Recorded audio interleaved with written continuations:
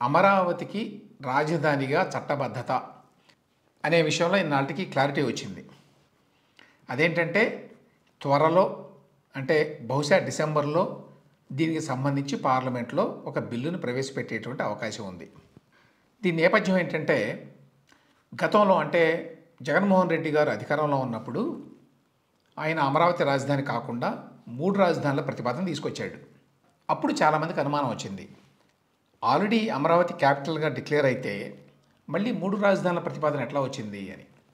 దానికి అప్పట్లో మంత్రిగా ఉన్న బొత్స సత్యనారాయణ మరి కొంతమంది కూడా కొన్ని సందేహాలు రైజ్ చేశారు. ఏంటి, అసలు అమరావతికి గెజెట్ నోటిఫికేషన్ లేదు, గెజెట్ నోటిఫికేషన్ లేకపోవడం చేత దానికి రాజధానిగా ప్రతిపత్తి లేదు అని, కాబట్టి మార్చుకోవచ్చు, ఎన్ని రాజధాని అయినా పెట్టుకోవచ్చు అన్నట్టుగా. వాస్తవానికి జగన్మోహన్ రెడ్డి గారు అధికారంలో ఉన్నప్పుడే కేంద్ర ప్రభుత్వం స్పష్టంగా ఏం చెప్పింది, పార్లమెంట్లో చెప్పింది, బయట చెప్పింది. ఏమని, రాజధానికి సంబంధించి సర్వ హక్కులు కూడా ఆయా రాష్ట్ర ప్రభుత్వాలవే. అంటే కేంద్రం ఇందులో జోక్యం చేసుకునేది ఏమి ఉండదు, కేంద్రం ప్రత్యేకంగా గుర్తించేది కానీ ప్రకటించేది కానీ ఏది ఉండదు. రాష్ట్ర ప్రభుత్వం రాజధాని ఎక్కడా నిర్ణయిస్తే దాన్ని కేంద్ర ప్రభుత్వం గుర్తిస్తుంది అంతే. కానీ అమరావతి విషయంలో జగన్మోహన్ రెడ్డి గారు చేసినటువంటి మిస్చీఫ్ కారణంగా ఈ ప్రత్యేకమైన అవసరం వచ్చింది. అదేంటి, అమరావతికి రాజధానిగా చట్టబద్ధత కల్పించాలి అనేది. దీనికి సంబంధించి అనుమానాలను ఉంచడం ఎందుకు, అసలు అమరావతికి చట్టబద్ధత కల్పిస్తే బాగుంటుంది, ఈ గెజెట్ నోటిఫికేషన్ అని చెప్పి అంటున్నారు అందరూ, కాబట్టి అదేదో ఇస్తే అయిపోతుంది కదా, కేంద్ర ప్రభుత్వం చేత ఇప్పించవచ్చు కదా అని చాలామంది సహజంగానే ప్రశ్నించారు. అయితే కేంద్ర ప్రభుత్వం గతంలో ఎప్పుడూ ఏ రాష్ట్రానికి వాళ్ళ రాజధానికి సంబంధించి గెజెట్ నోటిఫికేషన్ అంటూ ఏమీ ఇవ్వలేదు, దానికి ప్రాతిపదిక ఏమీ లేదు.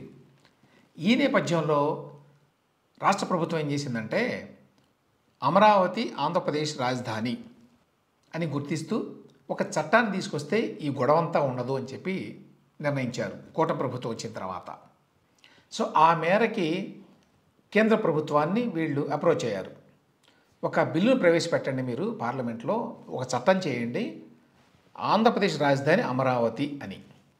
అప్పుడు ఏ గొడవ ఉండదు, జనం మైండ్లో కన్ఫ్యూజన్ ఉండదు అనే ఉద్దేశంతో. అయితే రాష్ట్ర ప్రభుత్వానికి సంబంధించిన అధికారులు కేంద్రాన్ని అప్రోచ్ అయ్యి అటార్నీ జనరల్ గారి దగ్గరికి వెళ్తే ఇటువంటి బిల్లు ఒకటి కావాలి మాకు అని ఆర్ వెంకటరమణ గారు, అటార్నీ జనరల్ ఆఫ్ ఇండియా, ఆయన అన్నారట, అసలు ఇంతవరకు దేశంలో ఏ రాష్ట్రానికి కూడా ఫలానా ప్లేస్ క్యాపిటల్ రాజధాని అని చెప్పి మేము అసలు గుర్తించలేదు, కేంద్రం గుర్తించలేదు, ఎప్పుడు ప్రత్యేకంగా గుర్తించాల్సిన అవసరమే లేదు. అటువంటిది లేనప్పుడు ప్రత్యేకంగా ఇప్పుడు ఆంధ్రప్రదేశ్ కోసం అమరావతి రాజధాని అని చెప్పి ఎలా చట్టం చేయాలి అని ఆ తర్వాత రాష్ట్ర ప్రభుత్వ అధికారులు వివరించారు. తెలుగుదేశం పార్టీ భాగస్వామిగా ఉంది కాబట్టి కేంద్ర ప్రభుత్వంలో సహజంగానే పొలిటికల్ లెవెల్లో కూడా దీనికి సంబంధించి డిస్కషన్లు అయినాయి. రాష్ట్ర ప్రభుత్వం చెప్పింది ఏమిటంటే దీనికి సంబంధించి అనవసరంగా చాలా కన్ఫ్యూజన్ ఉంది, భవిష్యత్తులో ఎప్పుడైనా గతంలో చేసినట్టుగా జగన్మోహన్ రెడ్డి గారు లాంటి వాళ్ళు ఎవరైనా వచ్చి అమరావతి రాజధాని కాదు మళ్ళీ ఫలానా ప్లేస్ రాజధాని, 3 రాజధానులు పెడతాం, 4 రాజధానులు పెడతాం, ఇట్లాంటి మాటలు మాట్లాడవచ్చు. దీనివల్ల జనంలో కాన్ఫిడెన్స్ రావడం లేదు, భవిష్యత్తులో చాలామంది ఇన్వెస్టర్స్ కూడా రావాలి అమరావతికి. ఈ నేపథ్యంలో అందరికీ ఆ కాన్ఫిడెన్స్ ఇన్స్టిల్ చేయడానికి ఇటువంటి చట్టాన్ని చేస్తే మాకు చాలా ఉపయోగం అని చెప్పారు. దాని మీద వెంకటరమణ గారు కూడా పాజిటివ్గా రియాక్ట్ అయ్యారట. రియాక్ట్ అయ్యి ఆయన దానికి సంబంధించి నోటు కూడా తయారు చేసినట్టున్నాడు. అది కేంద్ర క్యాబినెట్ కూడా వెళ్ళిందట. దీనికి సంబంధించి ఏపీసీఐడిఏ కమిషనర్ కన్నబాబు గారిని అడిగాను నేను వివరణ కోసం ఏం జరుగుతోందని.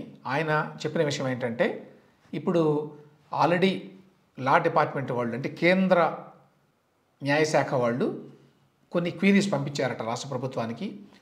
ఆ క్లారిఫికేషన్స్ అన్నీ ఇస్తూ మేము పంపించాము మళ్ళీ యూనియన్ లా డిపార్ట్మెంట్కి.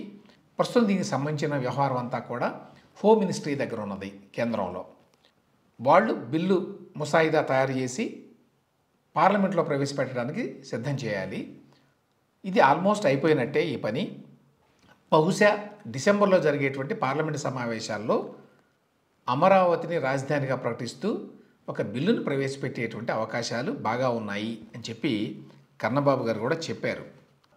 అందువల్ల నిజానికి అవసరం లేకపోయినా కూడా రాష్ట్ర ప్రభుత్వం ఈ ఇనిషియేటివ్ తీసుకొని చాలామందికి ఉన్నటువంటి ఈ అభద్రతా భావాన్ని పోగొట్టడానికి ఈ చట్టాన్ని తీసుకురాబోతోంది. అయితే విడిగా దీనికోసం బిల్లు ప్రవేశపెట్టి చట్టం చేయడం అనేది కొంత ఇబ్బందికరమే. ఇంతకుముందు చెప్పినట్టు ఏ రాష్ట్ర రాజధాని కోసం అటువంటి ప్రత్యేకమైన బిల్లు లేదు. అందుకోసం అని చెప్పి ఈ ఏపీ విభజన చట్టంలోనే దీనికి సంబంధించి సవరణ తీసుకొస్తారు అని చెప్తున్నారు. విభజన చట్టంలో తెలంగాణకి రాజధాని హైదరాబాద్ అని ఉంది. అక్కడే ఆంధ్రప్రదేశ్కి రాజధాని అమరావతి అని చేర్చారనుకోండి, ఆ సవరణ ప్రవేశపెడితే విభజన చట్టంలో అప్పుడు ఈ ఇష్యూ క్లోజ్ అయిపోయినట్టు. ఒకసారి ఈ బిల్లు కనుక పార్లమెంట్లో పాస్ అయిపోతే, అమరావతికి రాజధానిగా చట్టబద్ధత వస్తే ఇక భవిష్యత్తులో ఎవ్వరూ దాంట్లో వేలు పెట్టి జోక్యం చేసుకోవడానికి అవకాశం ఉండదు.